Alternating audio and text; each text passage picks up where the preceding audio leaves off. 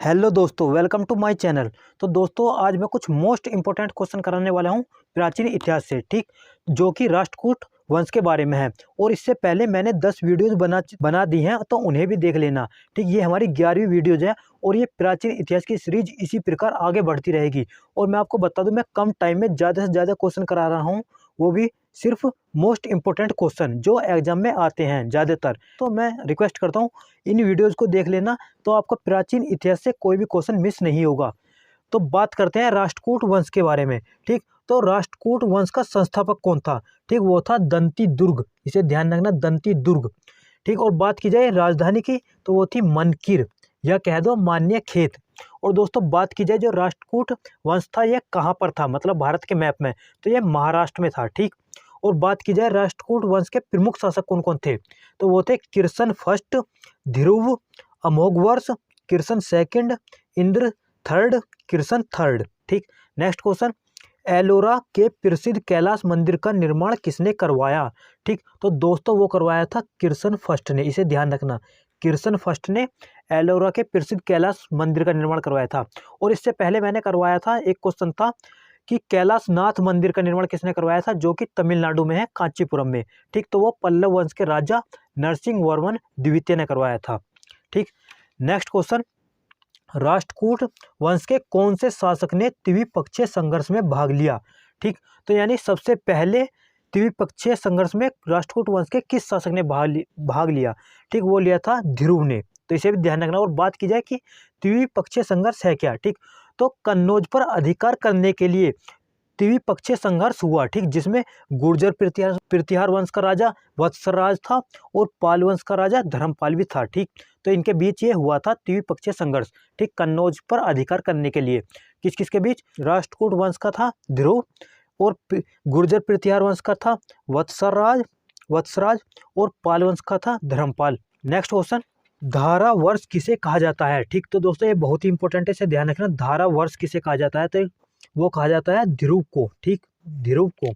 Next, कवि राजमार्ग किसकी रचना है, ठीक, तो वो है अमोघ वर्ष की। इसे ध्यान रखना, अमोघ वर्ष, ठीक, जो कि जैन धर्म का अनुयायी था, ठीक। और बात की जाए दोस्तों, अमोघ वर्ष की एक प्रसिद्ध उपाधि है, ठीक। तो इसकी उपाधि कौन सी है, जल समाधि। अमोघ वर्ष ने तुंगभद्रा नदी में जल समाधि लेकर अपने जीवन का अंत किया था, ठीक। तो इसलिए इसे जल समाधि की उपाधि भी इसे प्रदान की गई, ठीक। नेक्स्ट क्वेश्चन, जिनसेन कौन था, ठीक। तो जिनसेन था अमोघ वर्ष का दरबारी, ठीक।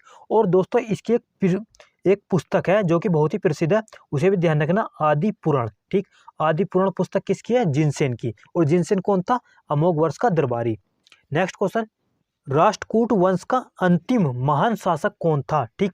तो वो था किर्सन तृतीय। इसे ध्यान रखना, किर्सन तृतीय।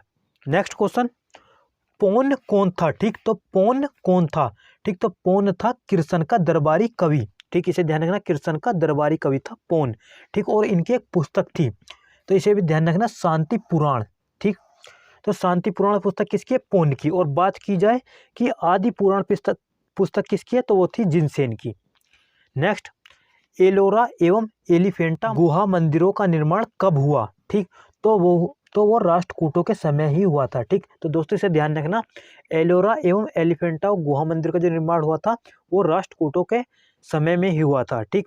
और बात की जाए कि एलोरा में गुफाओं की संख्या कितनी है, ठीक, वो है 34, ठीक। और बात की जाए 1 से 12 तक की जो गुफा है वो बौद्धों की है, ठीक। और जो 13 से 29 जो गुफाएं हैं वो हिंदुओं की है, और 30 से 34 नंबर की जो गुफाएं हैं वो जैनों की हैं, ठीक।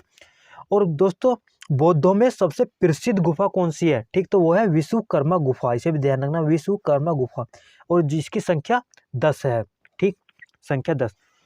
और नेक्स्ट क्वेश्चन, अरब निवासी अलम सूदी किसके शासनकाल में आया, ठीक। तो ये इंपॉर्टेंट है, इसे भी ध्यान रखना, अरब निवासी अलम सूदी किसके शासनकाल में आया, ठीक। तो वो आया था इंद्र तृतीय के शासनकाल में। तो दोस्तों, और बात की जाए इसके बारे में, अलम सूदी के बारे में, तो इसने राष्ट्रकूटों को भारत का सर्वश्रेष्ठ शासक कहा था। इसे भी ध्यान रखना, कभी कभी एग्जाम में क्वेश्चन बनता है कि कौन सा अरब निवासी था जिसने राष्ट्रकूटों को भारत का सर्वश्रेष्ठ शासक कहा था, ठीक। तो वो था अलम सूदी। नेक्स्ट, राष्ट्रकूटों का अंतिम राजा कौन था? ठीक, तो वो था कर्क। इसे ध्यान रखना, कर्क। तैत्रप सेकंड ने कर्क को हरा दिया था और तभी से चालुक्य वंश की नींव रखी गई थी। ठीक, तो कर्क को किसने हराया था? चालुक्य वंश के तैलप सेकंड ने। तो दोस्तों अब बात करते हैं चालुक्य वंश की। ठीक, चालुक्य वंश के 3 भाग थे। ठीक, एक तो कल्याणी चालुक्य वंश, एक वातापी चालुक्य वंश जिन्हें बादामी चालुक्य वंश भी कहा गया, और एक बेंगी चालुक्य वंश। ठीक, तो बात करते हैं कल्याणी के चालुक्य वंश की स्थापना किसने की? तो वो की थी तैलप सेकंड ने। इसे ध्यान रखना, तैलप सेकंड ने। किसके? कल्याणी के चालुक्य वंश। क्योंकि चालुक्य जो वंश थे वो तीन वंश थे, एक तो कल्याणी, एक वातापी, एक बेंगी। और इसे भी ध्यान रखना, वातापी को बादामी भी कहते हैं। और बात की जाए जो कल्याणी के जो चालुक्य वंश की स्थापना तो तैलप सेकंड ने की थी, और राजधानी क्या थी? वो थी मान्यखेट। ठीक, मान्यखेट। ठीक, और जो चालुक्य जो वंश था ये कहाँ था? ये कर्नाटक में ही था। ठीक, राजधानी जो है मान्यखेट कहाँ? कर्नाटक में ही थी। नेक्स्ट, किस शासक ने मान्यखेट से राजधानी हटाकर कल्याणी को बनाया? ठीक, तो दोस्तों इसे भी ध्यान रखना, ये मोस्ट इंपोर्टेंट है। जो मान्यखेट जो राजधानी थी ये राष्ट्रकूटों की राजधानी थी। कल्याणी के जो वंश का जो संस्थापक था इसने राजधानी चेंज नहीं की थी। जब राष्ट्रकूटों पर अपना अधिकार किया तो उसने उनकी ही राजधानी अपनी राजधानी बनाया। ठीक, लेकिन जो सेकंड राज्य आया जिसका नाम था सोमेश्वर प्रथम, सोमेश्वर प्रथम, उसने मान्यखेट से हटाकर अपनी राजधानी को क्या बनाया? कल्याणी बनाया। ठीक, नेक्स्ट क्वेश्चन, इस वंश का सबसे प्रतापी शासक कौन था? ठीक, तो वो था विक्रमादित्य 6। इसे ध्यान रखना, विक्रमादित्य 6। ठीक, और विल्हड़ की पुस्तक का क्या नाम है? तो वो है विक्रमांक देव चरित। ठीक, जिस पुस्तक में विक्रमादित्य 6 का जीवन परिचय ही है, एक तरह से ऐसा समझ लो। ठीक, तो दोस्तों इससे पहले अगर आपने मेरी वीडियोस देखी होंगी तो एक था कल्हड़, ठीक, और ये है विल्हड़। ठीक, तो कल्हड़ की भी एक पुस्तक थी राज तरंगिणी जिसमें कश्मीरों का इतिहास था। अगर आपने मेरी पहले की वीडियो देखी होंगी तो आपको पता होगा। ठीक, और बात की जाए विल्हड़ की तो इसकी पुस्तक है विक्रमांक देव चरित। ठीक, जिसमें विक्रमादित्य 6 के जीवन परिचय पर प्रकाश डाला गया है। ठीक, नेक्स्ट क्वेश्चन, विज्ञानेश्वर की पुस्तक का क्या नाम है? ठीक, तो वो है मिताक्षरा। इसे ध्यान रखना, मिताक्षरा, विज्ञानेश्वर की पुस्तक। और बात की जाए दोस्तों ये विज्ञानेश्वर और विल्हड़ ये कौन थे? ठीक, तो ये विक्रमादित्य 6 के दरबारी कवि थे। तो अब बात करते हैं वातापी वंश की। ठीक, वातापी के चालुक्य वंश की स्थापना किसने की? ठीक, तो वो की थी जय सिंह ने। ठीक, जय सिंह ने। तो वातापी को क्या कहते हैं? बादामी भी कहते हैं। ठीक, तो बादामी के चालुक्य वंश की स्थापना किसने की? जय सिंह ने।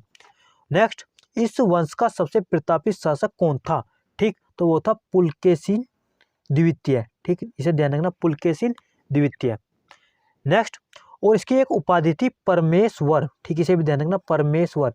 तो दोस्तों ये उपाधि इसे कैसे मिली? ठीक, तो हर्षवर्धन को हराया था पुलकेशिन सेकंड ने, तो तभी से ये परमेश्वर उपाधि इसे मिल गई।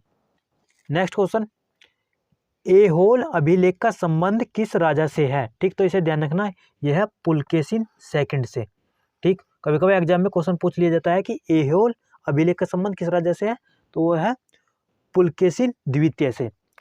और दोस्तों एक बात और मैं बता दूं कि ऐहोल को, ठीक, ऐहोल को मंदिरों का शहर भी कहा जाता है। इसे भी ध्यान रखना, कभी कभी एग्जाम में क्वेश्चन बन जाता है कि मंदिरों का शहर किसे कहा जाता है? ठीक, तो वो कहा जाता है ऐहोल को। ठीक, नेक्स्ट क्वेश्चन, बादामी के चालुक्य वंश का अंतिम शासक कौन था? ठीक, तो वो था कीर्तिवर्मन सेकंड। ठीक, इसे ध्यान रखना, कीर्तिवर्मन सेकंड। ठीक, और इसे दंती दुर्ग ने परास्त कर दिया और तभी से राष्ट्रकूट वंश की स्थापना हुई थी। ठीक, दंती दुर्ग कौन था? राष्ट्रकूट वंश का संस्थापक ही था। ठीक, अब दोस्तों बात करते हैं बेगी वंश की। ठीक, तो बात करें बेगी के चालुक्य वंश की स्थापना किसने की? वो की थी विष्णुवर्धन ने। ठीक, और बात की जाए इसकी राजधानी तो इसकी राजधानी थी बेंगी। ठीक, जो कि आंध्र प्रदेश में थी। और दोस्तों जो वातापी की जो राजधानी थी वो वातापी ही थी, जो कि कर्नाटक में है, बीजापुर के पास। नेक्स्ट, इस वंश का सबसे प्रतापी शासक कौन था? ठीक, तो वो था विजयादित्य थर्ड, विजयादित्य थर्ड। और बात की जाए पंडरंग कौन था? ठीक, तो पंडरंग, इसे ध्यान रखना, ये विजयादित्य थर्ड का सेनापति था। तो दोस्तों यही थे कुछ मोस्ट इंपॉर्टेंट क्वेश्चन।